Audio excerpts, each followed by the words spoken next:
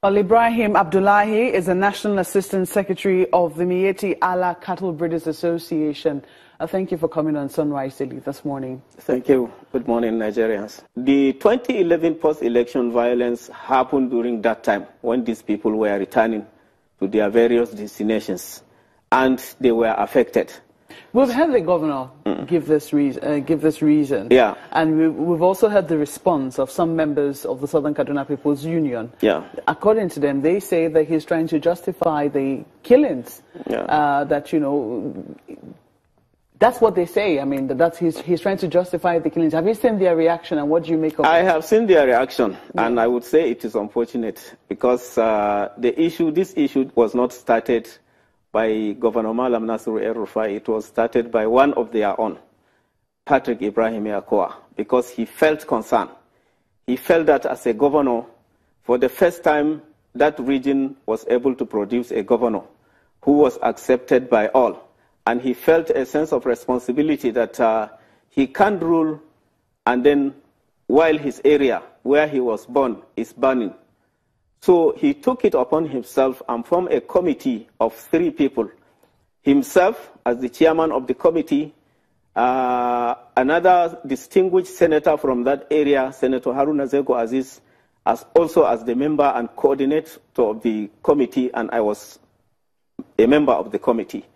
The 3 of us worked diligently. First of all, we had to establish that really the foreign and other neighboring pastoralists from other states were really affected during the crisis. And the challenge was how to identify them, because by that time, some of them were back to their bases.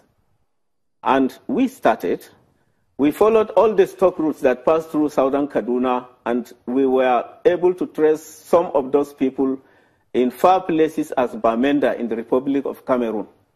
And we had a dialogue with them. We discussed with them.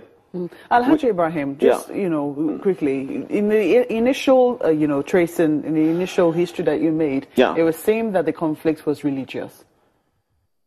You see, from 1987, I just need a, quick response to that. It would seem that it was religious. You see, the issue with crisis, not only in southern Kaduna, but in the whole of Nigeria, is that when crisis starts, even if it is political, some people try to turn it into religious. Sometimes it is turned into ethnic, sometimes it is political. I see no relationship between religion and politics. It was presidential election. No, the reason I asked this, I'm getting somewhere with my question. Yeah. Because from 1987, most of the crises that Kaduna has had, we would say mostly were religious, were perceived to be religious crises. Of course, sure, yeah. So that was on one hand, and it was mostly internal. Yeah. So it was saying there was no external influence in this one. Yeah, of course. Now we have a situation, because I'm sure you must have heard Dr. Dogo's remarks, saying that he doesn't think that this is by, the Fulani neighbors within Kaduna. He said, our first guest said that some of them could be involved. Yeah. Maybe a very small number could be involved. Exactly. But he doesn't think predominantly that this is being perpetrated by local Fulani people. He believes that there's some external influence in this. That is the point I'm trying to make. With the 2011... for the local Fulanis, we have done our best to ensure that our people forgive all the past. And that's why immediately after the inception of this administration, when they formed General Martin Luther Agoy Committee, even before the committee submits its report, we call all our people, the local Fulanis, and ask them, each and everybody should return to his base, because we are working on peace. And I will assure you that before the submission of that committee's report, wherever a Fulani man, a local Fulani man migrated in southern Kaduna, he has returned to that area to contribute to the peace process. Our objective was that when the local Fulani men are around, they have their ardos, their leaders. We engage those leaders to identify any foreign Fulani man that come into the area. Such should be reported. And when they return, this strategy started working because it is a strategy based on local intelligence gathering. The Ardo If a foreign Fulani man arrives in his domain, it is his duty to report that to his district head, who will in turn report to the chief. You have said that this new crisis has caught you by surprise. Yeah, it is surprising because we thought people will learn lessons. You said you thought they would learn lessons, and you said that these lessons were rooted in the 2011 crisis. Exactly. You also allege that this, people are coming from the outside. Yeah, and this is why. The recent crisis started in a village called Ninte. A farmer. Not Godogodo. Ninte, yeah, in Godogodo chiefdom. The village, the actual village is Ninte, in Godogodo chiefdom. What really happened was that a farmer decided to go and farm along the stock routes, or to block the stock routes. And these stock routes were not even local stock routes, international stock routes.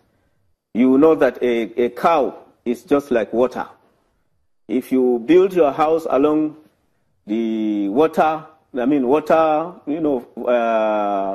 passage point, when there is flooding, you know what will happen. That water will not just go around because your house is there. It will just take out your house. The same thing, we have well-established, well-documented stock routes that have traversed the entire African continent.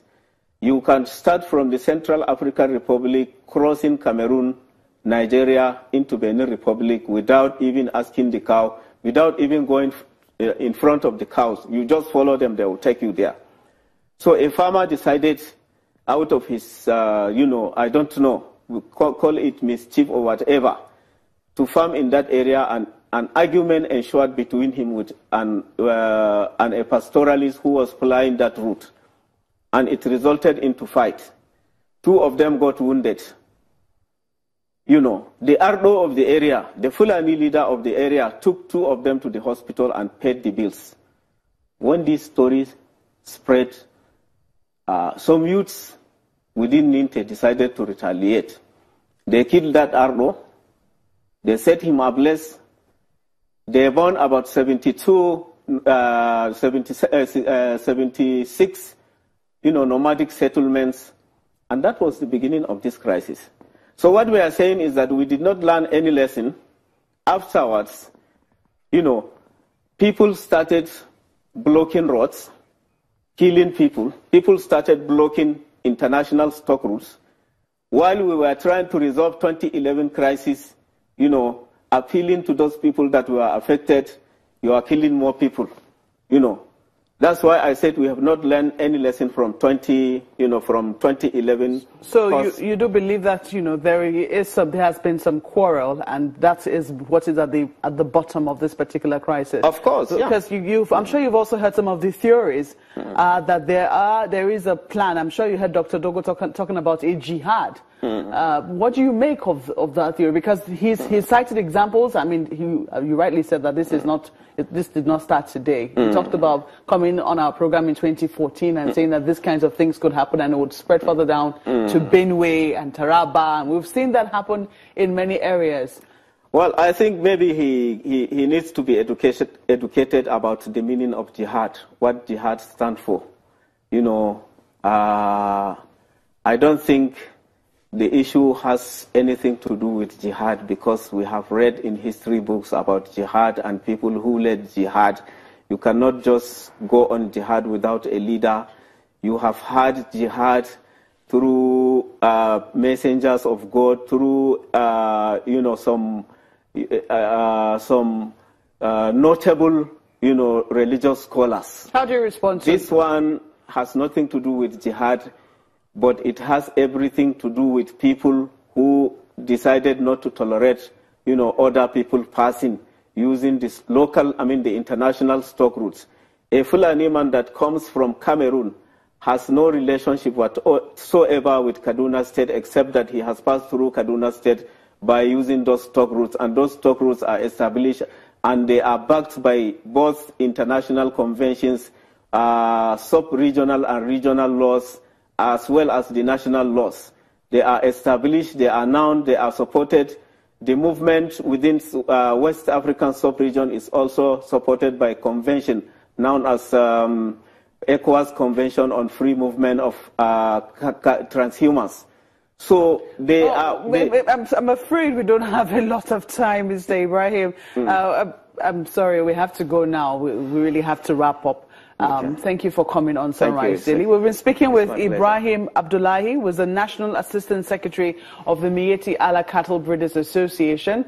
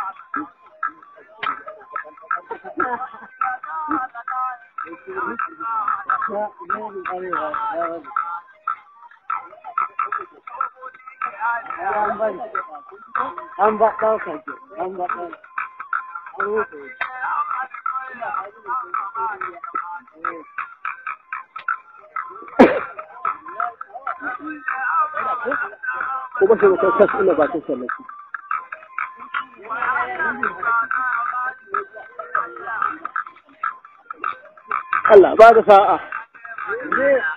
Allah kiyaye.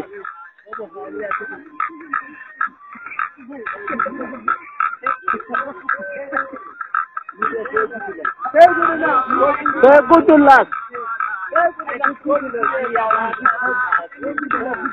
Say good luck. La ilaha illallah. Say good luck. Say good luck.